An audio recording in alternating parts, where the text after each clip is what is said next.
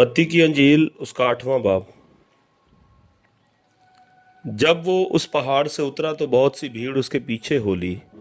और देखो, एक कोढ़ी ने पास आकर उसे सजदा किया और कहा, ए खुदावन, अगर तू चाहे तो मुझे पाक साफ कर सकता है। उसने हाथ बढ़ाकर उसे छुआ और कहा, मैं चाहता हूँ, तू पाक साफ हो जा। वो फौरन कोढ़ से पाक साफ हो गया। यस्सु ने उससे कहा, खबरदार, किसी से न कहना, बल्कि जाकर अपने तई काहिन को दिखा, और जो नजर मूसा ने मुकर्रर किया उसे गुजरान, ताकि उनके लिए गवाही हो। और जब वो कुफरे नहू में दाखिल हुआ तो एक सूबेदार उसके पास आया और उसकी मिन्नत करके कहा, ए खुदावंद, मेरा खादम फालिज का मारा घर में पड़ा है और निहायत तकलीफ में है।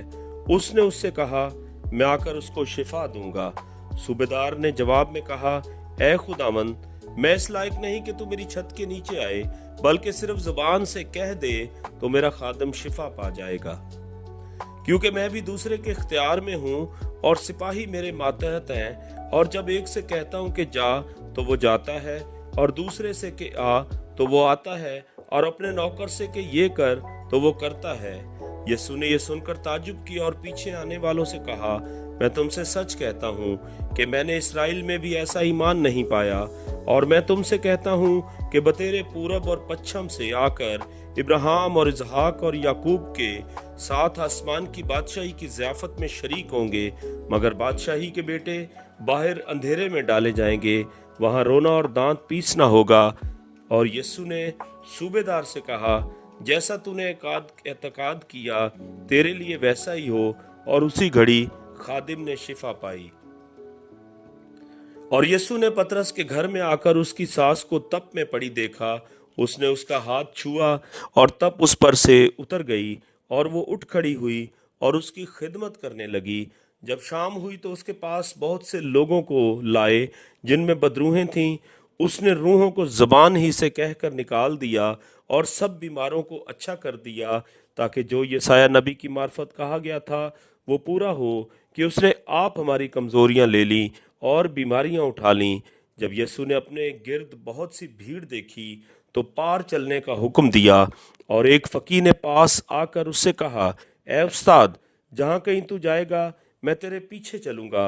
यीशु ने उससे कहा कि लोमड़ियों के भट्ट होते हैं और हवा के परिंदों के घोंसले, मगर इब्ने आदम के लिए सर धरने की भी जगह नहीं। एक और शागिर्द ने उससे कहा, ए खुदावंद, मुझे इजाज़त दे कि पहले जाकर अपने बाप को दफन करूं। यीशु ने उससे कहा, तू मेरे पीछे चल और मुर्दों को अपने मुर्दे दफन करने दे। जब वो कश्ती पर चढ़ा तो उसके शागिर्द उसके साथ हो लिए, और देखो, झील में ऐसा बड़ा तूफान आया कि कश्ती लहरों में छुप गई, मगर वो सोता था। उन्होंने पास आकर उसे जगाया और कहा, ए खुदावंद, हमें बचा, हम हलाक हुए जाते हैं। उसने उनसे कहा, ए कम एतकादो, डरते क्यों हो? तब उसने उठकर हवा और पानी को डांटा और बड़ा अमन हो गया। और लोग ताज्जुब करके कहने लगे, ये किस तरह का आदमी है कि हवा और पानी भी उसका हुक्म मानते हैं। जब वो उस पार गदरीनियों के मुल्क में पहुंचा तो दो आदमी जिनमें बदरूहें थीं कब्रों से निकलकर उससे मिले। वो ऐसे तंद मिजाज थे कि कोई उस रास्ता से गुजर नहीं सकता था। और देखो, उन्होंने चिल्लाकर कहा, ऐ खुदा के बेटे, हमें तुझसे क्या काम? क्या तू इसलिए यहाँ आया है कि वक्त से पहले हमें अजाब में डाले? उनसे कुछ दूर बहुत से सूरों का गौल चल रहा था।